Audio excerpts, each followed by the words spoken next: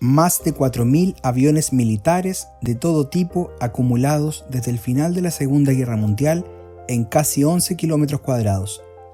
Estos son los datos que hacen del Grupo de Mantención y Reparación Aeroespacial, conocido por sus siglas como AMAR, ubicado en la base aérea de David Monthan, Arizona, el mayor cementerio de aviones del mundo. Conocido como The Boneyard, la Fuerza Aérea estadounidense empezó a almacenar aquí sus aviones sobrantes en 1946. Inicialmente solo se utilizaba para los pertenecientes a la Fuerza Aérea, pero a partir de 1962 se llevaron también ahí los aviones de la Armada, el Ejército, la NASA y todas las demás agencias gubernamentales del país. Pero antes de conocer más detalles de esta historia, no olvides suscribirte al canal de La Neura para recibir notificaciones de todos los nuevos videos que se publiquen y así ayudarnos a seguir creciendo.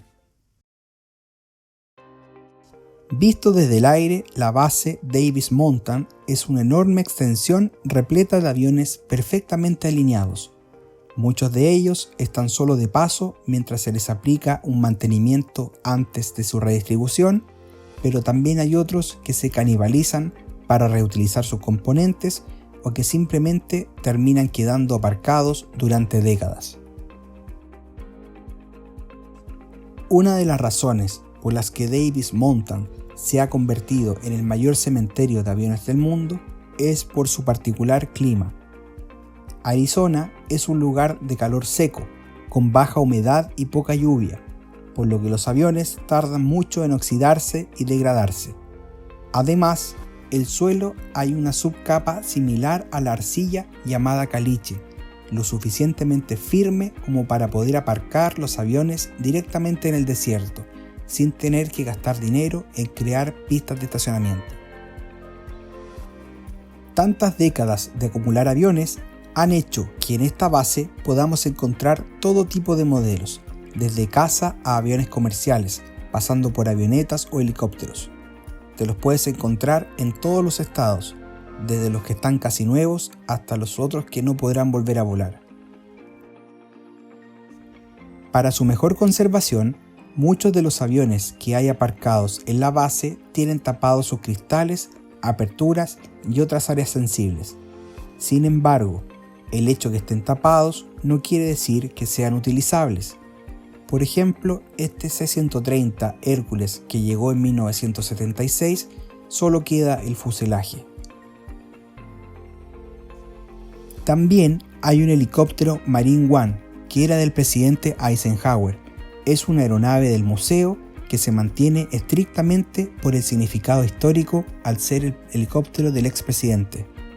Además, se pueden encontrar varios aviones MiG rusos, F-14 Tomcat, aviones F-15 y aviones F-4 que volaron durante la guerra de Vietnam.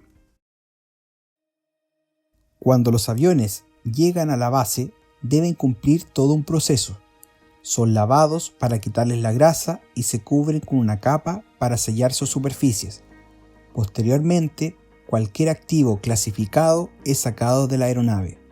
Todos los componentes sensibles o con material secreto son guardados en un edificio seguro en una bóveda de seguridad.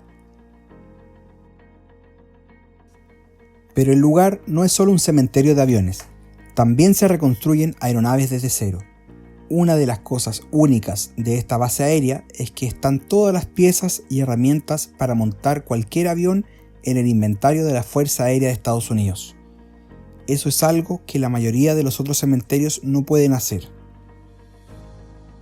Dependiendo del uso a futuro, los aviones son divididos en diferentes categorías. El tipo de aeronaves clasificadas como 1000 son las que van a volver al servicio en algún momento. El grupo clasificado como el tipo 4000 son los aviones que son desmantelados y donde se recuperan algunas partes. Además de los aviones, aquí se almacenan unos 7000 motores y unas 400.000 piezas de aviones, convirtiéndolo en un complejo de logística que sirve a la Fuerza Aérea Estadounidense y al Departamento de Defensa y que reporta ganancias por $500 millones anualmente. Debido a su gran importancia estratégica para las Fuerzas Armadas de Estados Unidos y para su seguridad, el lugar tiene restringido el acceso al público general.